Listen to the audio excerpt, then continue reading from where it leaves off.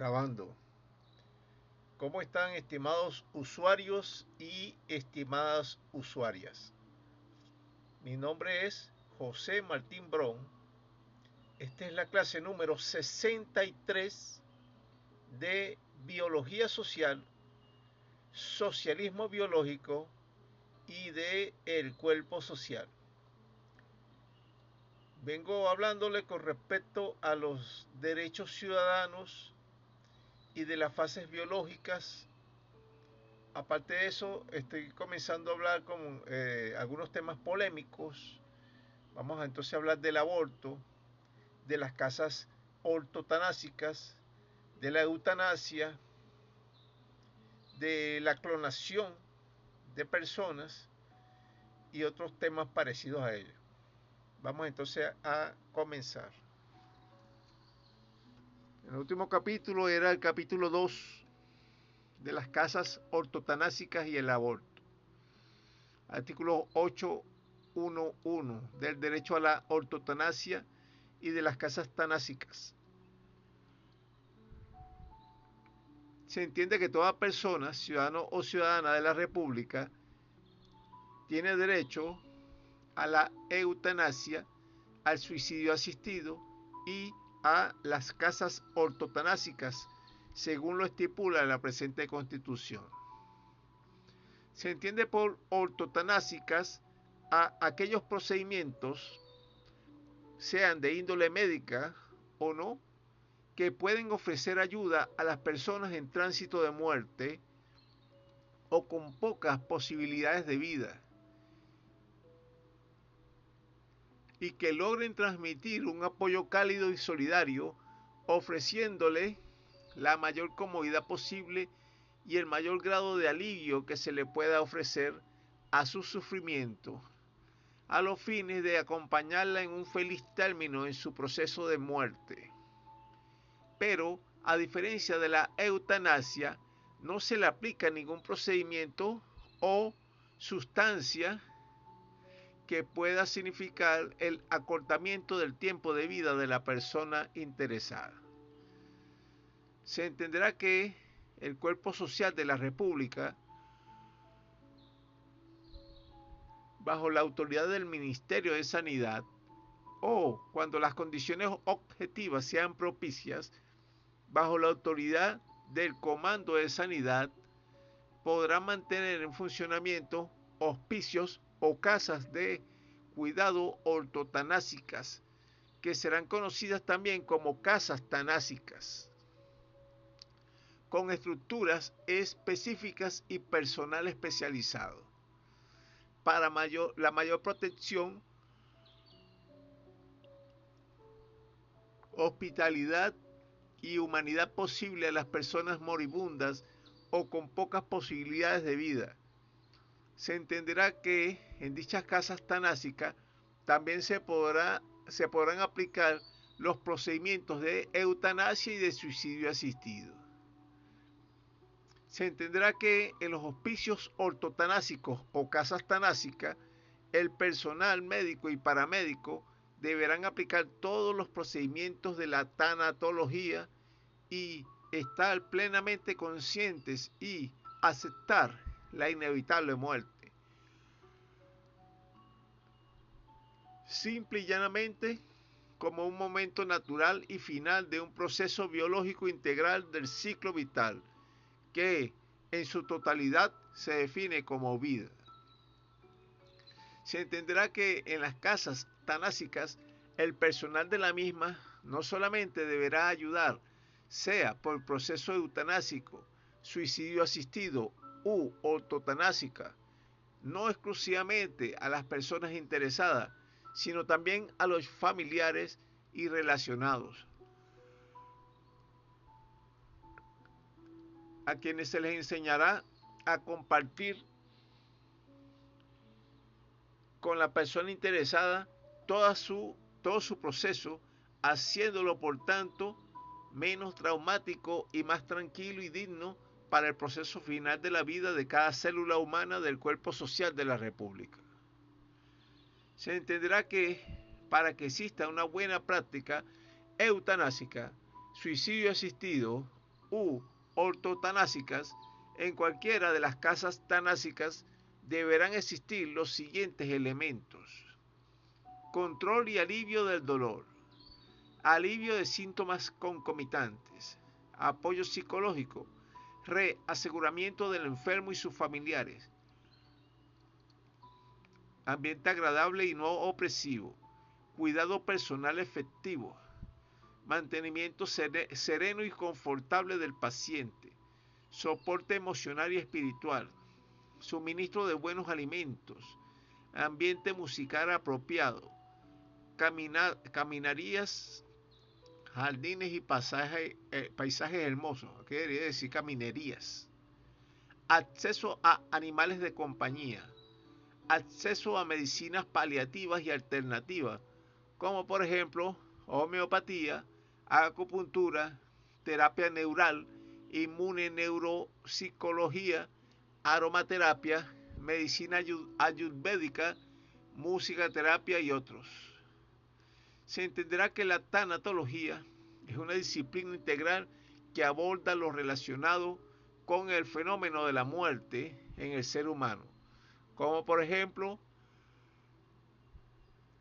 la pérdida, el sufrimiento psicológico, las relaciones significativas del enfermo, el dolor físico, las voluntades anticipadas, los aspectos legales, las observancias del trato humanitario que ha de brindarse al paciente moribundo y el apoyo en el acompañamiento para él y su cuidador, ya que la pérdida la sufren ambos.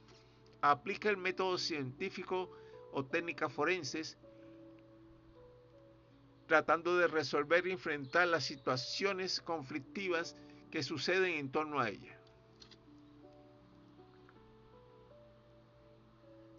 Estimado usuario y estimada usuaria, usted no sé si sabe que la mayoría de las personas evitan el tema de la muerte. Hablar de eso, pues. Dicen que es pavoso, que es de mala suerte hablar de eso. La realidad no se puede ocultar. La muerte existe en cualquier parte y en cualquier momento de la vida. Puede llegar a todo el mundo que esté vivo, en cualquier momento. Y entonces la idea es que no nos agarre de sorpresa. Es como, ¿cómo les puedo explicar? Como los accidentes, pues. Usted tiene un kit de primeros auxilios por si acaso sucede un accidente, ¿verdad? E igual que el sistema de prevención para evitar los accidentes. Entonces, la idea es que si la vida es un proceso, la muerte es parte de ese proceso. No hay por qué negarla, no hay por qué evitar hablar de ello. Entonces las personas, cuando se le muere a alguien cercano, comienzan el famoso corre-corre. A última hora están preparando todo, nadie esperaba eso, etc. Y en la misma persona involucrada, como no está pendiente de que en cualquier momento puede morir, comienza a posponer todo, dejar todo para después, permitirse el lujo de maltratar a otro, permitirse el lujo de desperdiciar su vida detrás de cosas que no, prácticamente no valen la pena, perder el tiempo molesto y molestando a otros, etcétera. ¿Qué es lo que propone mi persona? Una cosa que se llama casas ortotanásicas o casas tanásicas.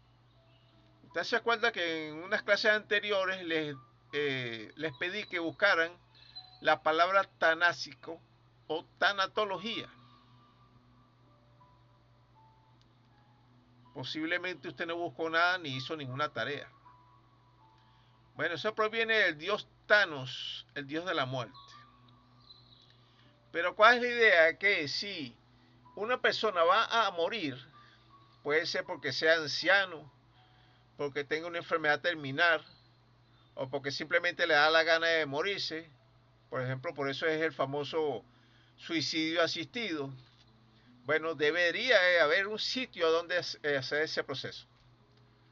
Así como los que tienen una religión van a una iglesia, los que están enfermos van a un hospital, los que quieren instruirse van a una escuela. ¿Por qué no puede existir un sitio para ir a morir? ¿Le parece demasiado descabellado? Bueno, entonces la idea es que en ese sitio, todo el que esté involucrado ahí, todo el que trabaje ahí sabe lo que va a suceder y lo que va a pasar. Y que, como están preparados psicológicamente y profesionalmente, eso no va a ser un proceso traumático. No va a haber ¿cómo se llama? Manifestaciones de tragedia ni nada parecido. La idea es que el proceso sea suave, sencillo, fácil. No voy a decir cómodo, pero debería de ser cómodo también. Pero no solamente para la persona que va a morir, sino también para los familiares y los allegados. ¿Por qué? Porque ese es como famoso alcoholismo, ¿verdad? Que afecta a la familia. O el drogadicto que también afecta al entorno. Bueno, la muerte afecta al entorno también. Entonces hay que ayudar al entorno del moribundo, de la persona que va a morir. Vamos a continuar entonces.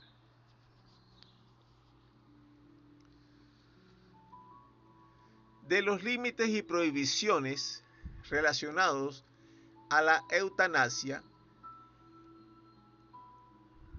al suicidio asistido y a la ortotanasia. Está prohibido utilizar indiscriminadamente la excusa del derecho a la eutanasia, del suicidio asistido o de la ortotanasia para iniciar la matanza incontrolada de ancianos, ancianas, discapacitados, enfermos mentales, privados o privadas de libertad y cualquier otro grupo minoritario vulnerable. Se entenderá que la eutanasia involuntaria, practicada sin el consentimiento del paciente, bien por falta de manifestación de voluntad o bien por incompetencia del paciente que impida recoger un consentimiento informado del mismo, requiere forzosamente el consentimiento por escrito de cualquiera de los familiares, representantes o responsables más cercanos, así como los otros requisitos exigidos por la ley. Sin embargo, de haberse cometido irregularidades, se pasará el expediente al Ministerio Público o al Sistema de Justicia Nacional a los fines de iniciar la persecución judicial de quienes hayan incurrido en cualquier tipo de tipificación penal. Se entenderá que en cada centro hospitalario y en cada casa de reposo y en cada casa tanásica deberá existir un comité de estudio de casos, CEE, Comité de Estudio de Casos, compuesto por lo menos por 3 personas autorizadas por el Ministerio de Sanidad o autorizadas por la Comisión para Asuntos de la Medicina Nacional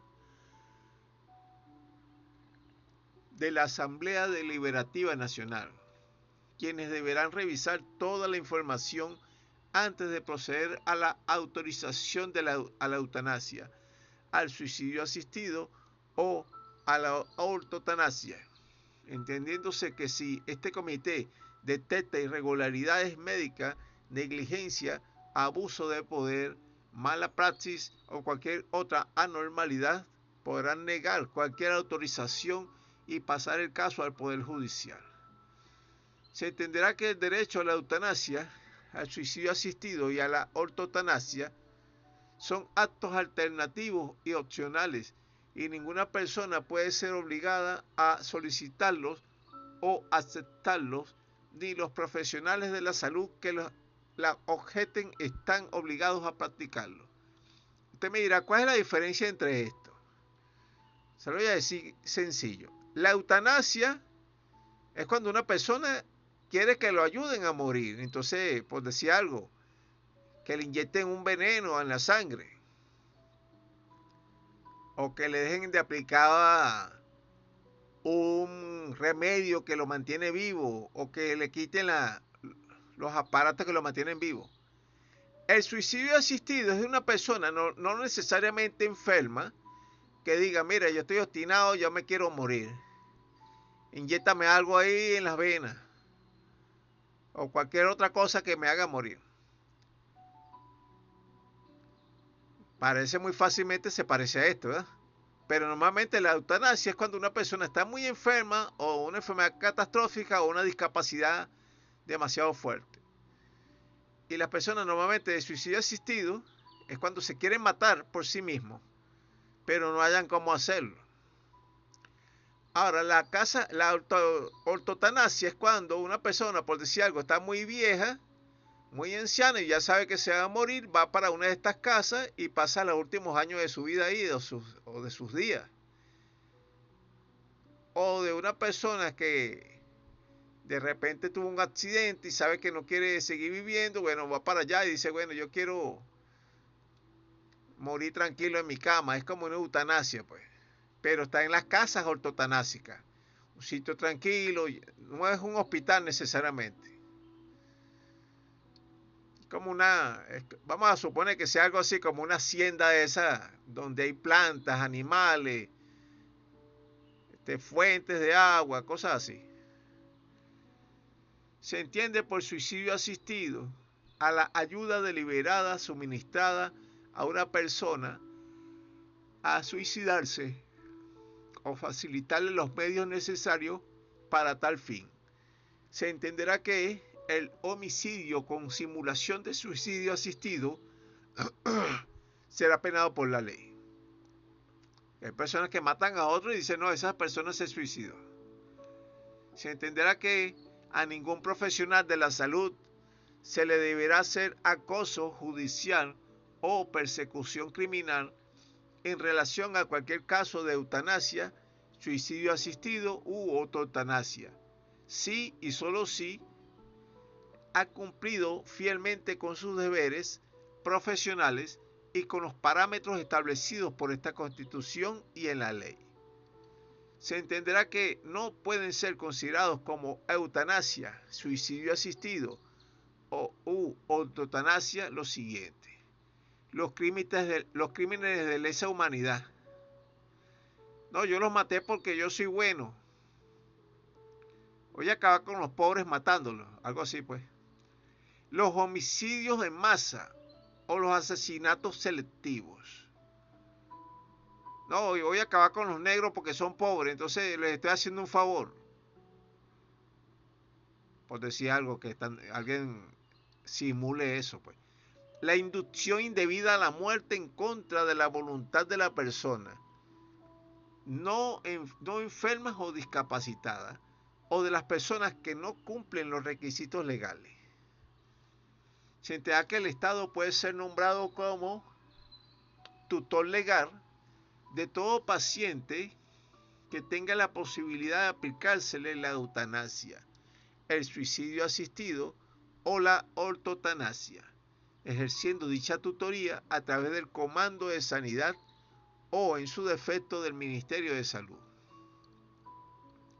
Acuérdense que, como este es un tema que está en desarrollo, esto, por ejemplo, estos comités de estudio de casos no existen hasta el momento.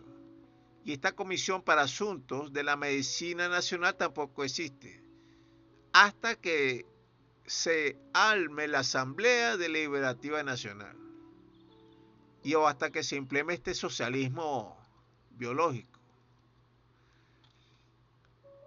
Ese es para algunos que puedan estar despistados, pues, que van a estar buscando las casas ortotanásicas y no la van a conseguir. De los derechos de los pacientes y de las personas enfermas. Se entenderá que dentro de los derechos de las personas enfermas o pacientes que se encuentren o no en trámite de eutanasia, suicidio asistido u autoeutanasia, lo siguiente. O sea, tiene derecho a la información y a la asistencia médica, al consentimiento o negación de tratamiento, a la privacidad, a la confidencialidad, al cuidado y tratamiento, a morir con dignidad, a ser asistido en su trance de muerte, a disponer de su cuerpo post-mortem, a donar o no donar sus órganos, a estar libre de ensañamiento médico terapéutico. Ahora, del derecho al aborto y sus condiciones. Se entenderá que toda persona embarazada, usted me dirá por qué no pongo toda mujer embarazada. Bueno, estimado usuario y estimada usuaria, acuérdense que lo que yo les he dicho siempre, hay que mantener la mente abierta y tratar de que todas las posibilidades puedan ser abarcadas, principalmente en lo que es una constitución.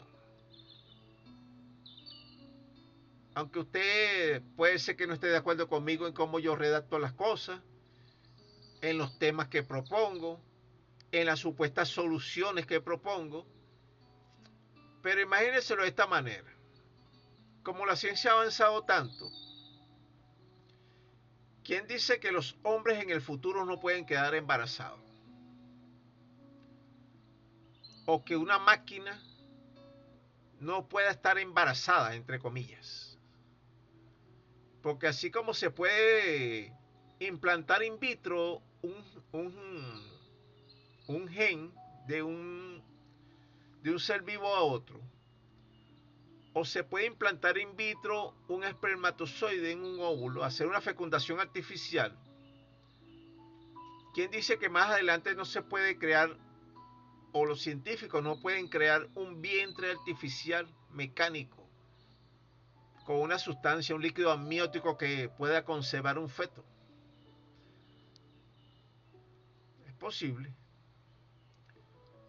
O ya que estamos en este plan de imaginación, podríamos imaginarnos un robot con suficiente inteligencia artificial y suficiente avance tecnológico, una cosa que le llaman cyborg o cyborg, que es un andrógeno entre mecánico y biológico.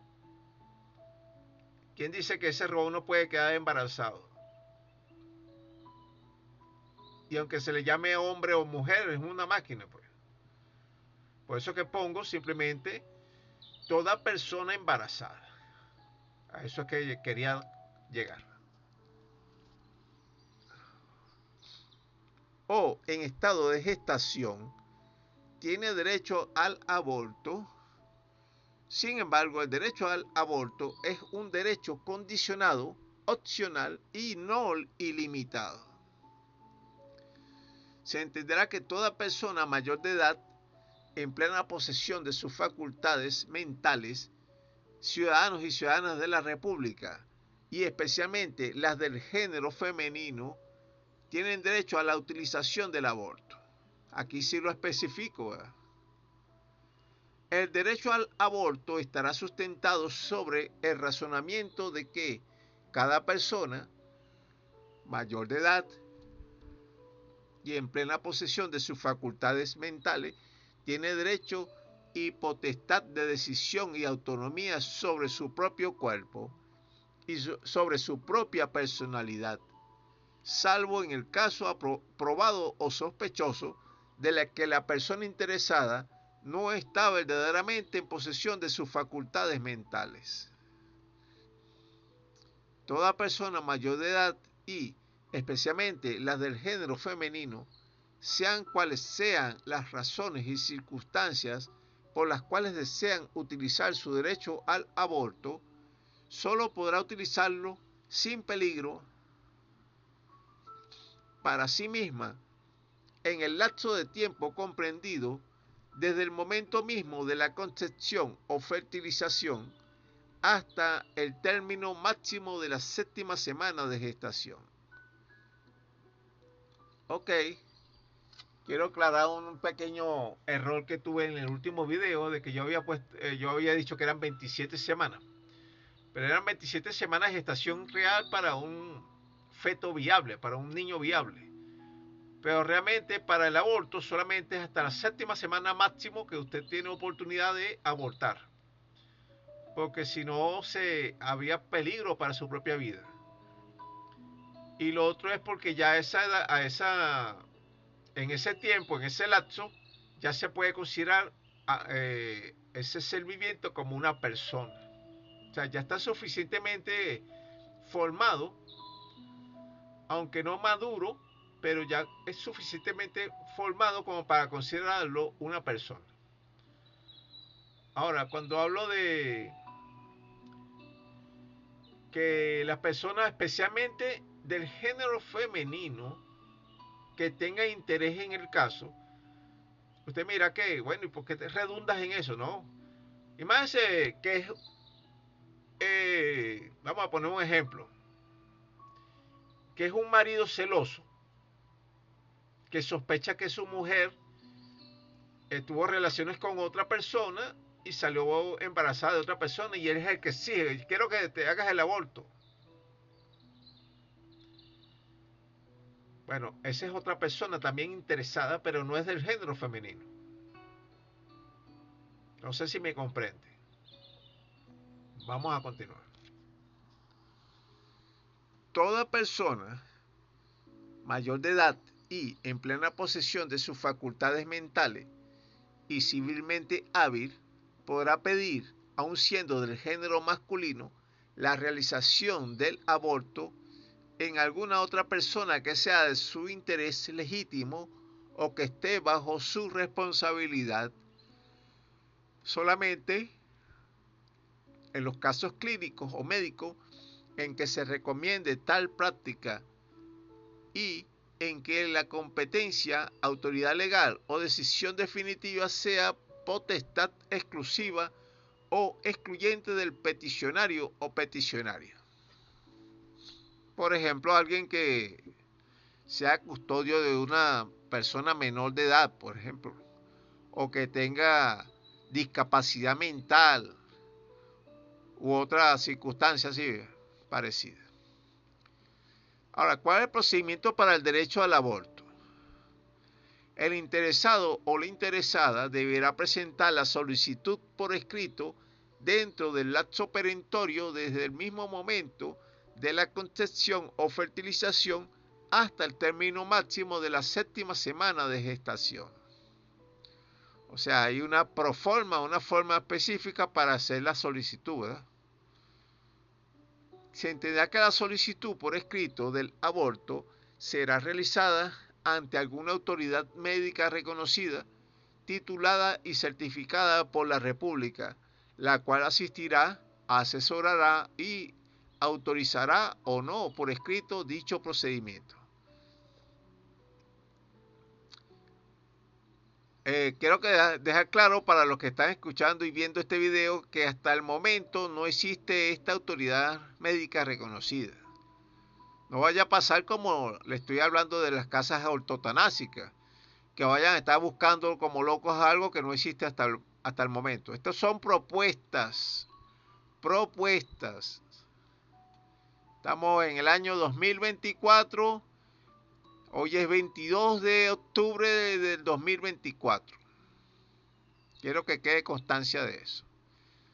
Sigo. Entonces, se entenderá sin embargo que la extemporaneidad de la solicitud del aborto o una recomendación médica contraria o negativa dará pie para la extinción automática del derecho al aborto,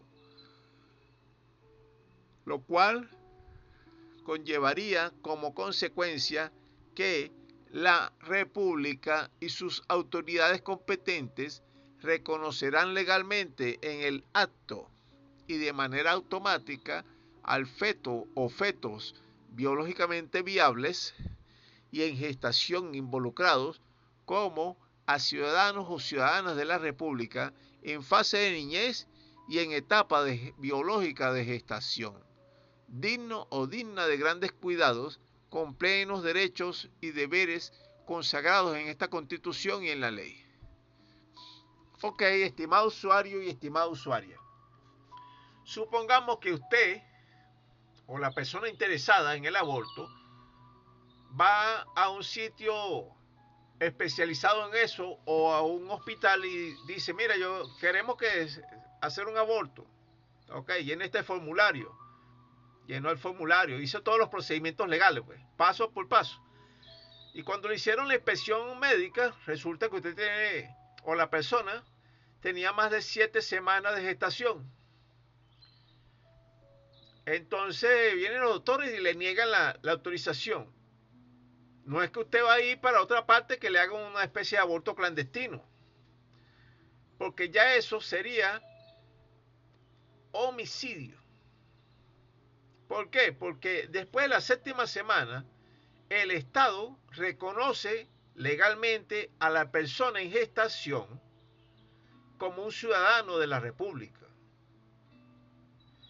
Y si usted lo saca de allí, sin terminar la gestación, usted está matando a ese ciudadano.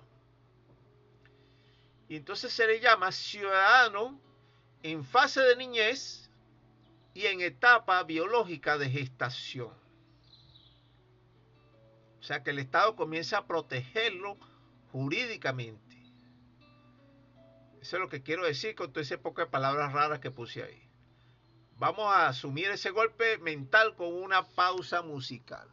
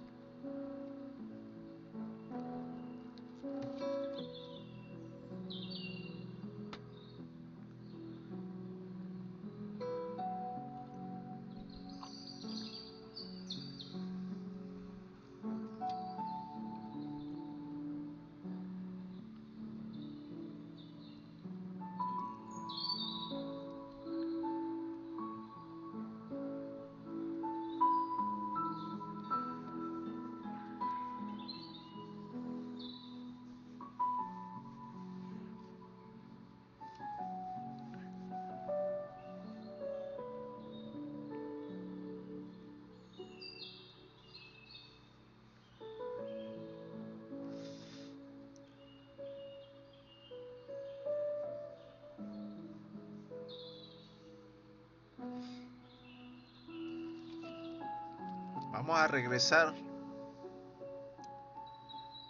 para continuar y aprovechar el tiempo.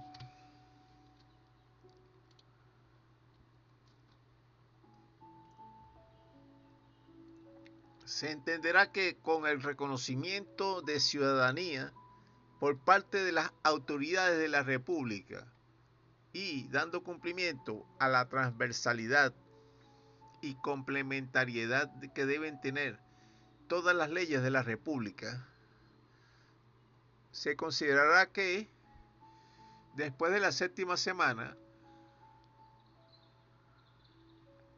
posterior al momento de la fecundación, todo atentado en contra de la vida, de la salud o de la integridad de dicho ciudadano o de dicha ciudadana en fase de niñez y en etapa biológica de gestación será considerado como asesinato o intento de asesinato, por lo cual todos los implicados y todas las implicadas serán procesados y procesadas según las leyes que regulen la materia, entendiéndose que en estos casos, de manera excepcional, las penas máximas no podrán ser superiores a 1 año de condena.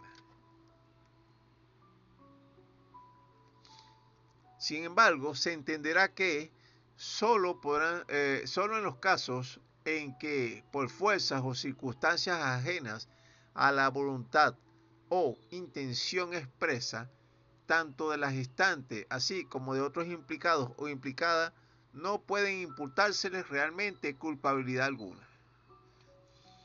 O sea que si usted es condenado a presidio, estimado usuario o estimada usuaria, no pasará ese presidio de 1 año de condena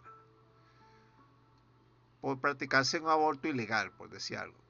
Se entenderá que el procedimiento del aborto podrá ser realizado por cualquier persona autorizada y certificada oficialmente por la República y que sea entendida en esta materia, incluso aún en contra de los deseos expresos de la gestante o de la voluntad de otros interesados, siempre y cuando sea con la intención de salvarle a esta misma gestante la vida o para preservar su salud, especialmente en casos comprobados y documentados científicamente que indiquen que la permanencia del feto en gestación dentro del cuerpo de la madre sea biológicamente inviable y constituye un peligro cierto o inminente para su vida o para su salud física. Ahora, con respecto a la disyuntiva médica en casos de aborto o parto apremiante, se entenderá que, en cualquier caso, sobrevenido de disyuntiva médica, cuando se presenten casos de aborto apremiante o parto apremiante, cuando el personal profesional de la medicina no sepa a quién salvarle la vida, si a la madre gestante o a la persona en fase de niñez y en etapa de gestación, la respuesta más obvia es que la vida de la madre tendrá preeminencia vital, siempre y cuando se cumplan los siguientes supuestos. 1. Que la madre no esté en tránsito de muerte inminente o inevitable. 2. Que la madre esté aún en edad reproductiva y mentalmente hábil. 3. Que la madre no tenga lesiones corporales catastróficas o enfermedades terminales o gravemente infecciosas. O sea, si se cumplen una o cualquiera de estas tres, o las tres al mismo tiempo, se salva primero a la madre que al niño. Pues. Se entenderá que en caso contrario a esta circunstancia y la preeminencia vital la tendrá la persona en fase de niñez y en etapa de gestación y de existencia biológica y vital viable. Se entenderá que en caso de que se manifieste esta disyuntiva médica de manera apremiante o sobrevenida, a cualquier persona o equipo de personas que tome la decisión médica o quienes hagan sus veces cuyos actos realizados lleven a consecuencias negativas como son la muerte de la madre y o del neonato o neonata, aún así no podrán imputárseles delitos de negligencia médica, mala praxis médica u otras estimaciones negativas, siempre y cuando estas personas hayan hecho todo lo humano y profesionalmente posible para llevar a buen término el procedimiento. Por otra parte, el gobierno del Cuerpo Social de la República asistirá legal y gratuitamente en todo lo referido en esta materia. Ahora, con respecto del aborto por motivo de aberraciones genéticas, se entenderá que cuando algún especialista médico certificado tenga la firme sospecha o convicción científica de que algún embarazo, por sus signos y síntomas, pueda tener un gran riesgo de contener algún tipo de aberraciones genéticas, podrá ordenar o recomendar que dicho embarazo sea controlado por amniocentesis. Se entenderá que en el proceso de amniocentesis se extrae algo del líquido amniótico que contiene células epiteliales del feto para ser analizadas durante el primer trimestre del embarazo. Se entenderá que si, después de realizado todos los análisis y pruebas, el personal médico especialista observa que existen aberraciones genéticas catastróficas irreversibles en dicho embarazo, podrá recomendar a la interesada y a la familia la opción del aborto u ordenar el mismo de manera inmediata, aún sin el visto bueno o autorización de la interesada o de la familia de la misma. Se entenderá que con la orden médica de aborto inmediato quedará anulado automáticamente el derecho de decisión propia por parte de la gestante para aprobar o desaprobar dicho procedimiento, por lo cual dicha orden deberá ejecutarse de manera inmediata. Todo lo referido en esta materia será asesorado y apoyado por el gobierno del Cuerpo Social de la República Socialista y Bolivariana de Venezuela. Estimado usuario y estimada usuaria, usted me dirá que en esta última parte es una aberración, una inmoralidad, lo que usted diga es posible que sea cierto. Pero imagínense de otra forma. ¿Cuántas personas no están sufriendo en estos momentos, aunque por fuera digan que no, por tener una persona en su familia con una enfermedad genética catastrófica? Y por ejemplo, aparte de eso, tienen que sacrificar buena parte de su tiempo y de su vida para cuidar a esa persona. Usted dirá, bueno, pero es que ese es algo de humanista y demás. No, no es humanista. Ese es el famoso humanismo distorsionado. Un humanismo distorsionado. Es humano. Vamos a verlo de una forma más científica. Cuando un animal está sufriendo porque se lesionó, o por ejemplo un caballo que se le rompió una pierna, una pata o algo así, ¿qué hacen la mayoría de los dueños de esos animales? Los sacrifican, ¿verdad? Lo matan para que no sufra más porque saben que ya no va a poder correr o algo así. Bueno, es algo así como el famoso homicidio pietístico. ¿Se acuerda de esa palabra, verdad? Que por piedad se mata a alguien. Bueno, esa persona que es el interesado directo, el que tiene la enfermedad genética o una aberración genética catastrófica, es el que va a venir a sufrir más que la persona que lo está cuidando. Claro, a lo mejor las dos personas sufren igual, pero sospecho que el que tiene la afectación sufre más. Entonces es mejor evitar ese sufrimiento, según mi concepción. A lo mejor estoy equivocado. Vamos a dejar eso para el debate en su ámbito. Debátalo ahí con las personas que están a su alrededor. Vamos a continuar.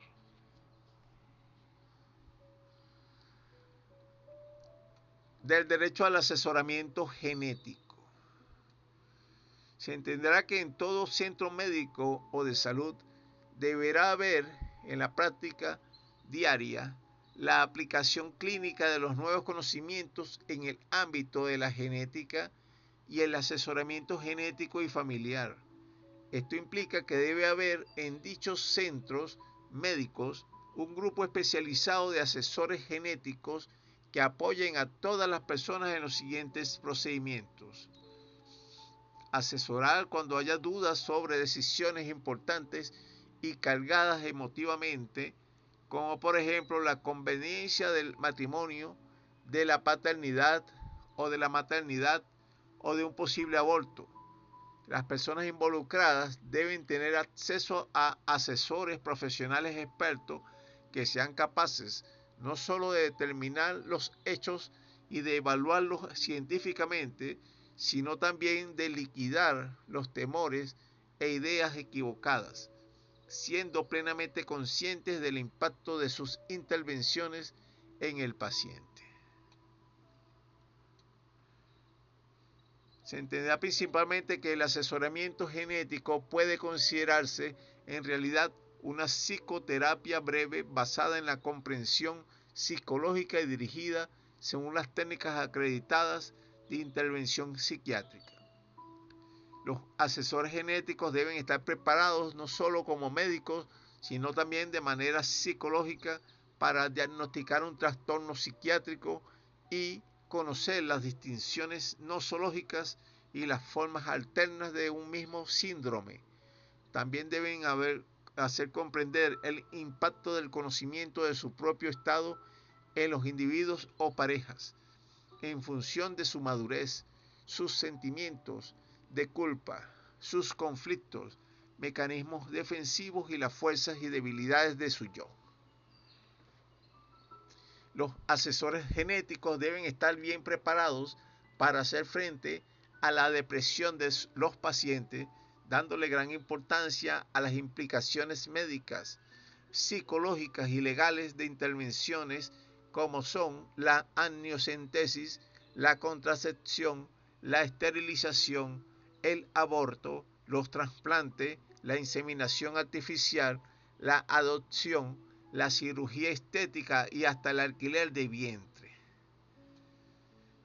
Se entenderá que el asesoramiento genético debe realizarse cara a cara y no por teléfono, computadora, televisión u otros medios electrónicos o mecánicos artificiales. Este alquiler de vientre, estimado usuario y estimado usuario, lo coloco aquí como de paso, pero no lo desarrollo para no entrar en más polémica, ¿eh? Esto tiene que ver con que, o sea, es casi otro tema tabú, vamos a llamarlo así, de las parejas o de la persona que no ha podido tener hijos por sí mismo y entonces le dice a otra persona, mira, lleva el hijo mío ahí y después cuando nazca me lo das. Claro, algunas veces mayormente hay un deseo económico en el medio, ¿verdad? Pero se cumple también un deseo personal de tener un niño. Por eso que no lo quise desarrollar, porque ya es una cosa más polémica, vamos a llamarlo más personal y no tiene que ver con las cuestiones legales. Sí y no tiene que ver con las cuestiones legales. Porque a veces la persona que está gestando al niño se queda con el niño. ¿Cómo se hace en ese caso? Estimado usuario y estimado usuario. ¿Qué ley puede prohibirle quedarse con el niño? Vamos a seguir.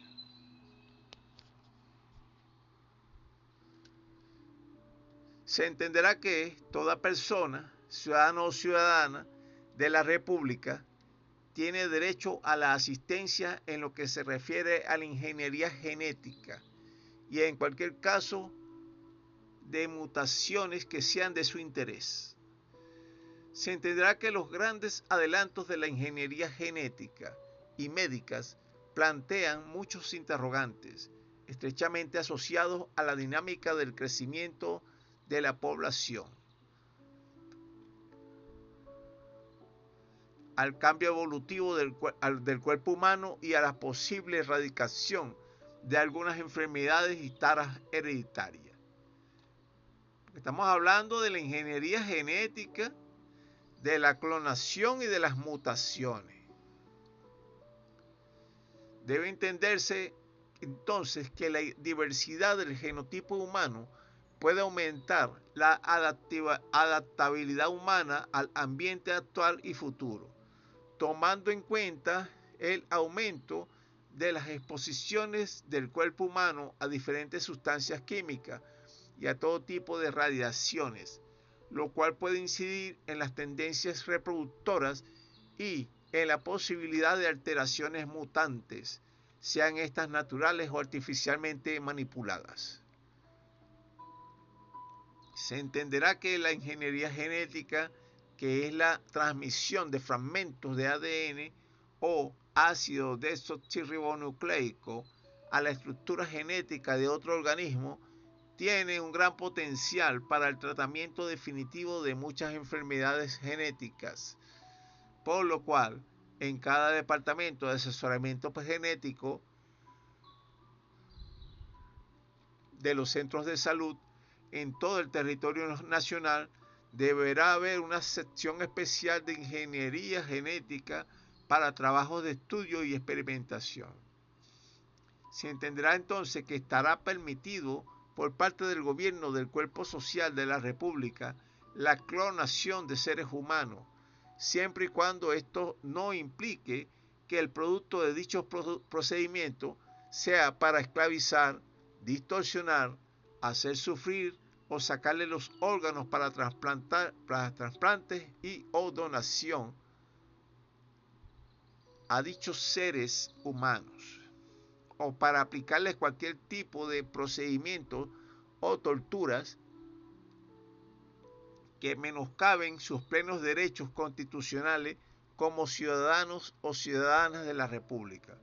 Se entenderá entonces que las personas producto de los procedimientos de clonación serán tratados como sujetos de derecho tan iguales y normales como cualquier otro ciudadano o ciudadana de la República.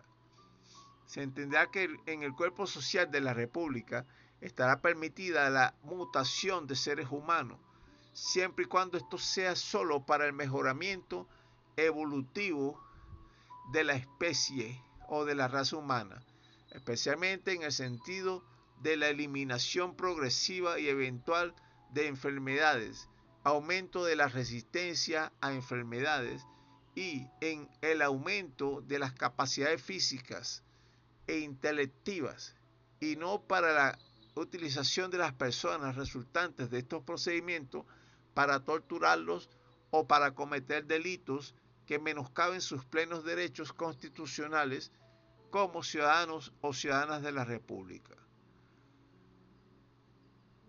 Se entenderá que los problemas éticos, filosóficos, religiosos, morales, jurídicos o sociales implícitos en las mutaciones, en las clonaciones y en la ingeniería genética en seres humanos serán abordados fuera de los laboratorios de experimentación y fuera de los quirófanos y consultorios de salud, y serán abordados por el Consejo Nacional para Asuntos Genéticos, conocido también por sus siglas como CONAGEN, adscrito a la Comisión para Asuntos Científicos y de Investigación de la Asamblea Deliberativa Nacional, o en su defecto en el Ministerio para la Salud, donde toda persona interesada en el tema podrá acudir para exponer sus quejas u opiniones,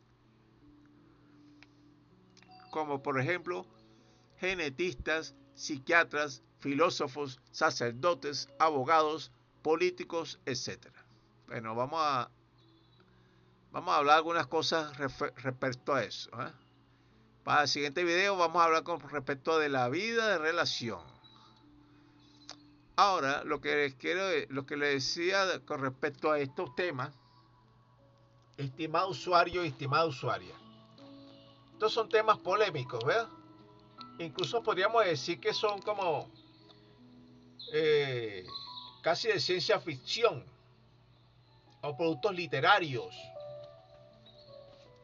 Ahí es donde hay que acuñar la frase que dice: la realidad supera a la ficción.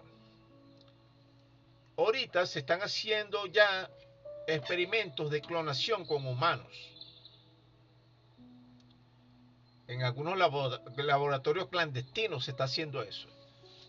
Que no se diga en público dónde están, ni qué están haciendo, ni cuál es el nivel de desarrollo, ya es otra cosa. Pero véalo de esta manera, estimado usuario y estimada usuaria. La clonación es un hecho biológico. O sea, es un hecho científico y biológico. Usted tiene una célula sexual que se multiplica junto con la otra célula sexual de la pareja. Al juntarse los dos, comienza la multiplicación por miles y millones, y cada célula se especializa en algo, ¿verdad? La clonación consiste en agarrar una célula suya y pasarlo a otra persona. O sea que la persona, o sea, a otro ser viviente, pues. Que esa persona que nace va a ser, por lo menos fenotípicamente, o sea, su apariencia, igual a usted, estimado usuario y estimada usuaria. Pero no va a tener su misma personalidad, como dicen algunos, o han sacado en algunas películas. Eso ya es ficción. La personalidad se crea con las circunstancias que tienen que ser extremadamente iguales, que le digan las mismas cosas, que usted vean las mismas cosas, que aprenden las mismas cosas, que se comporten igual, que les pasen las mismas experiencias para que sea igual que usted, lo cual es casi imposible. No voy a decir que sea imposible, pero es casi imposible. Pero entonces, no es un gemelo de la otra persona. Por lo menos psicológicamente no es un gemelo. Es una persona parecida físicamente parecida, pero tiene su propia personalidad. Ahora, ¿cuál es la idea de los genetistas? La idea principal de los genetistas es eliminar enfermedades, posibles enfermedades de cualquier persona. Lo que también se llaman taras genéticas. Una tara genética es una enfermedad latente que está ahí esperando su oportunidad para aparecer. Puede ser el famoso cáncer, el Alzheimer o cualquier otra enfermedad genética que es principalmente producida de forma genética o heredada, vamos a decirlo así. Los científicos supuestamente ya saben qué gen es el que está es potencialmente productor de esa enfermedad, y la idea es eliminar ese gen o modificarlo. Ahora, con respecto a la mutación es cuando eso se da comúnmente en la naturaleza, tiene que ver con el azar, que salta un gen de una forma u otra, salta su patrón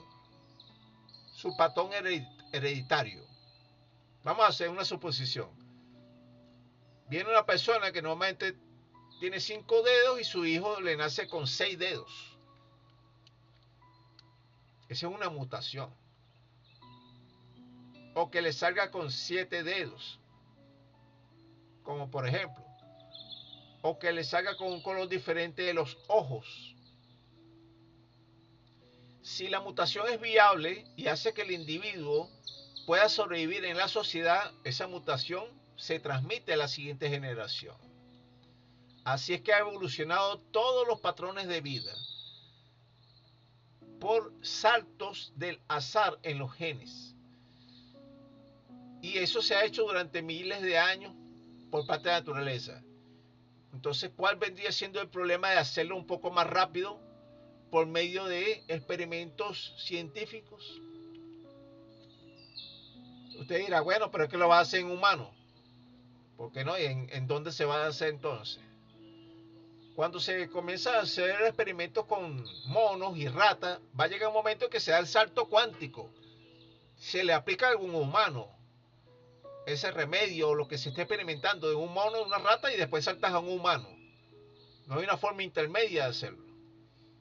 No hay un semi-humano. Lo más semi-humano es un mono. Y sin embargo, la mayoría de los científicos practican en ratones y después de ratón saltan a humanos. Entonces no hay por qué hacer un escándalo tampoco de eso. A menos que la mutación sea catastrófica. O sea, para la estética humana, por decir algo. Que a la persona le sacan 7 ojos, por ejemplo. Así, varios ojos en la cabeza, 4 bocas, 5 orejas, algo parecido. Pero hay que experimentar igualmente.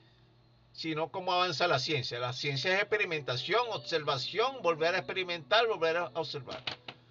Nos vemos entonces en la siguiente oportunidad.